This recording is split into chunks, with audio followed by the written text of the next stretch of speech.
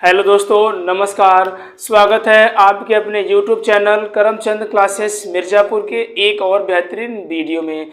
आज के इस वीडियो में हम सब पढ़ेंगे प्रकाश का परावर्तन क्या होता है, परावर्तन के नियम कितने होते हैं तथा परावर्तन कितने प्रकार का होता है।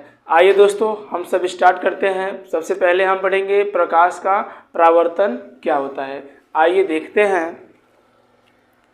तो जब प्रकाश किसी चिकनी या पालिशदार सतह पर पड़ती है तो उसका अधिकांश भाग उसी माध्यम में वापस लौट जाता है। लौटने की इस प्रक्रिया को प्रकाश का परावर्तन कहते हैं। दोस्तों, प्रकाश का परावर्तन क्या होता है कि जब प्रकाश किसी चिकनी व पालिशदार सतह पर पड़ती है तब उसका अधिकांश भाग उसी माध्यम में लौट जाता है। तो लौटने की जो यह प्रक्रिया होती है वही क्या कहलाती है, प्रकाश का परावर्तन। आइए दोस्तों, एक हम चित्र के माध्यम से, फिगर के माध्यम से प्रकाश के परावर्तन को समझते हैं। तब देखिएगा, जैसे मान लिए हमारा यह जो है, ये हमारी क्या है दोस्तों, एक दर्पण है, समतल दर्पण, शीशा ले लेते हैं। और यह जो दर्पण है वो कैसा है दोस्तों, चिकना है। कैसा है, चिकना है। तो यह हमारा दर्पण चिकना है और हम यहाँ से एक प्रकाश को डालते हैं। इस दर्पण एक प्रकाश को हम डालते हैं। इस दर्पण पर जब हम प्रकाश को डालते हैं तो यहाँ पर टकराने के बाद में इसी का अधिकांश भाग पुनः उसी माध्यम में लौट जाता है। यानी कि जब हम प्रकाश को यहाँ से डालते हैं, प्रकाश डालते हैं, तो यहाँ पर टकराने के बाद में इसी माध्यम में वापस फिर वह लौट जाता है। तो यह जो लौटने की हमारी प्रक्रिया होती है यह क्या कहलाती है दोस्तों, प्रकाश का परावर्तन। और जो हम प्रकाश डालते हैं वहाँ जो किरणें निकलती हैं हमारी, वो दोस्तों कहलाती है आपतित किरण। कौन सी किरण, आपतित किरण। और टकराने के बाद जब लौट जाती है तो उस किरण का नाम हो जाता है परावर्तित किरण। क्या नाम रहता है दोस्तों, परावर्तित किरण। तब हम आपतित किरण और परावर्तित किरण के बीच में एक लंब डाल देते हैं। क्या डालते हैं दोस्तों, लंब। तो लंब डालते हैं तो उस लंब का नाम हम रख देते हैं अभिलंब। क्या नाम रखा जाता है दोस्तों, उसका नाम अभिलंब, जिसे हम यन से रिप्रेजेंट कर देते हैं। अब जो है कि यह लंब डालने के बाद में यह दो भागों में परिवर्तित हो जाती है। दो भागों में इसका कोण बनता है। पहला बन जाता है दोस्तों आपतन कोण, दूसरा वाला बन जाता है दोस्तों परावर्तन कोण। आपतित किरण और अभिलंब के बीच में बना कोण आपतन कोण कहलाता है और परावर्तित किरण तथा अभिलंब के बीच में बना कोण परावर्तन कोण कहलाता है। इतना समझ में आया दोस्तों। अब आइए हम सब पढ़ते हैं जो है परावर्तन के प्रकार। परावर्तन के प्रकार, तो परावर्तन कितने प्रकार के होते हैं दोस्तों, परावर्तन दो प्रकार का होता है। परावर्तन दो प्रकार का होता है। पहला आता है दोस्तों नियमित परावर्तन। पहला आता है नियमित परावर्तन और दूसरा नंबर आता है अनियमित परावर्तन। तो नियमित परावर्तन क्या होता है, जब प्रकाश किसी चिकनी पालिशदार पृष्ठ से परावर्तन हो रहा हो। जब प्रकाश किसी चिकनी व पालिशदार पृष्ठ से जब परावर्तन हो तो वापस लौट रहा है, यानी कि किसी पालिशदार सतह पर टकराने के बाद जब प्रकाश वापस लौट जाता है तब दोस्तों वह क्या कहलाता है, नियमित परावर्तन।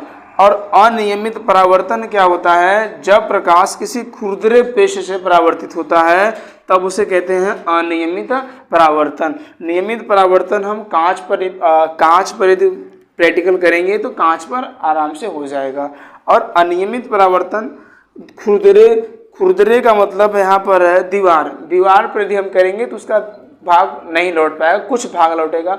तो वहाँ पर दोस्तों क्या हो जाएगा, हमारा अनियमित परावर्तन। जहाँ पर हम किसी चिकनी पृष्ठ से यदि प्रकाश टकरा के लौटता है तो वहाँ नियमित, और खुरदरे पृष्ठ से लौटेगा तब वहाँ दोस्तों क्या हो जाएगा, अनियमित परावर्तन। इतना समझ में आया दोस्तों, प्रकाश का परावर्तन क्या होता है और परावर्तन के प्रकार कितने होते हैं, क्या क्या होता है।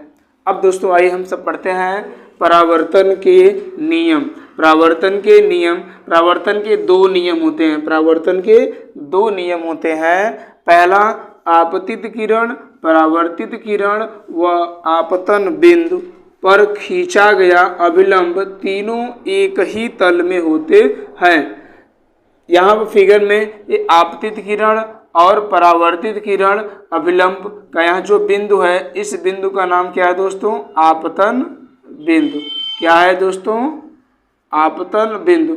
इस पर जो खींचा गया अभिलंब है, यह सब तीनों क्या है? इसी समतल दर्पण पर ही बने हैं। इसीलिए यहाँ पर कहा है कि आपतित किरण, परावर्तित किरण व आपतन बिंदु पर खींचा गया अभिलंब तीनों एक ही तल में होते हैं, तीनों एक ही पृष्ठ पर होते हैं। आइए दोस्तों, दूसरा पढ़ा जाए नियम क्या कहता है। कहा है आपतन कोण तथा परावर्तन कोण, यानी कि आपतन कोण I, परावर्तन कोण R सदैव बराबर होते हैं। अर्थात angle I is equal to angle R।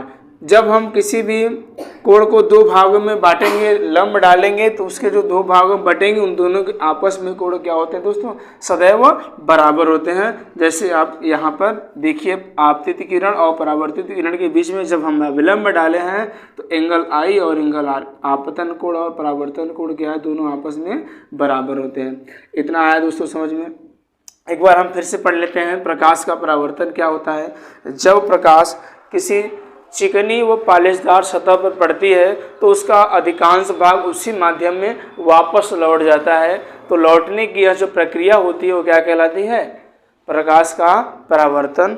जैसे यहाँ पर फिगर में बताया गया है कि यहाँ से कोई प्रकाश को डाला जाता है, डालने के बाद में एक यहाँ पर समतल दर्पण से टकराती है, टकराने के बाद में लौट जाती है। तो लौटने वाली किरण परावर्तित किरण, आने वाली किरण आपतित किरण।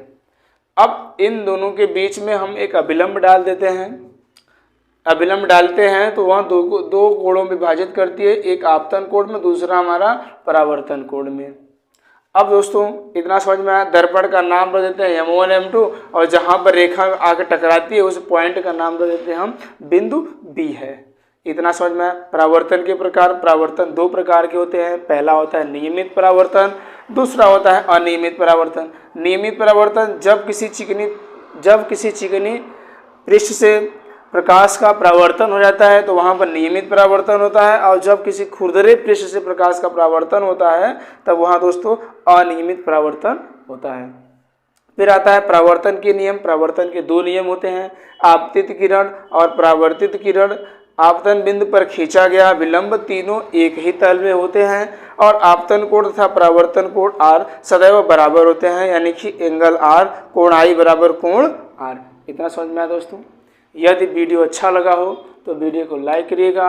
यदि आप चैनल पर नए हैं तो चैनल को सब्सक्राइब भी कर लीजिएगा, और बेल आइकन का नोटिफिकेशन ऑल पर सेट कर लीजिएगा, ताकि जब भी हम वीडियो अपलोड करें तो सबसे पहले आपके पास पहुँचे। Thanks for watching my video. जय हिंद।